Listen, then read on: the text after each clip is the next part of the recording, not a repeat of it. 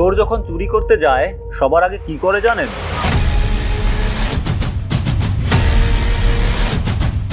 বাড়ির সিসিটিভি ক্যামেরাগুলো অকেজো করে দেয়, কারণ চোর পুলিশের চেয়ে প্রমাণকে বেশি ভয় পায়। ত্রয়োদশ সংসদ নির্বাচন কমিশনের নতুন সার্কাস দেখে আমার ঠিক এই কথাটাই মনে পড়লো।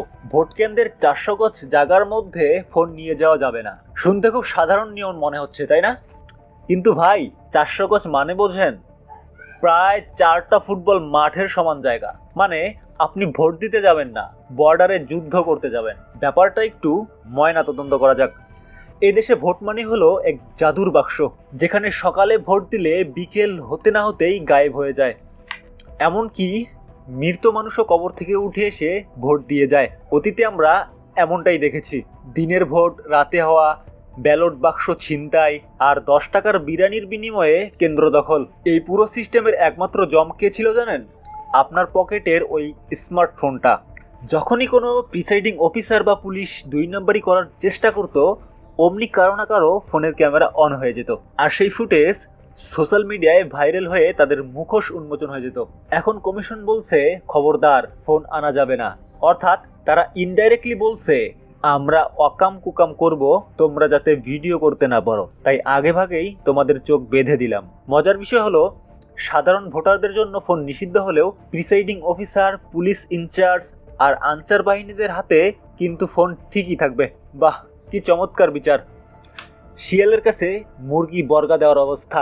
যাদের বিরুদ্ধে কারচুপির অভিযোগ সবচেয়ে বেশি, তাদের হাতেই টেকনোলজি, আর পাবলিক থাকবে নিরুপায়।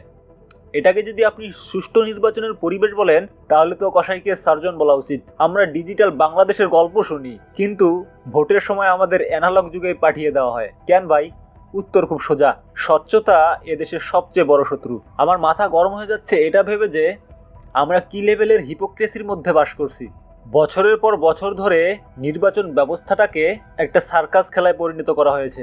মানুষ এখানে আর ভোট দিতে যায় না, যায় তামাশা দেখতে। কিন্তু এই তামাশার শেষ হওয়া দরকার। সামনে যারা ক্ষমতায় আসবে, হোক সেটা জামায়াত বা বিএনপি বা অন্য কোনো দল, তাদের প্রথম এবং প্রধান দায়িত্ব হওয়া উচিত এই পুরো সিস্টেমটাকে ধুয়ে মুছে সাফ করা।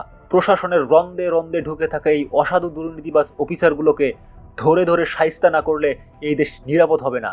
এরা উইপোকার মতো রাষ্ট্রের পুরো খুঁটি খেয়ে ফেলেছে। এদের জন্য দেশটা আজ একটা মগের মূল্যকে পরিণত হয়েছে। সবচেয়ে ভয়ের বিষয় কি জানেন? আমরা অভ্যস্ত হয়ে যাচ্ছি। এই যে চোখের সামনে এত বড় একটা নাগরিক অধিকার হরণ করা হচ্ছে, আমাদের কোনো বিবেক নেই। আমরা ভাবছি ধুর, আমি আর কি করব। কিন্তু ভাই, অন্যায়কে সহ্য করা মানে অন্যায়কে লাইসেন্স দেওয়া।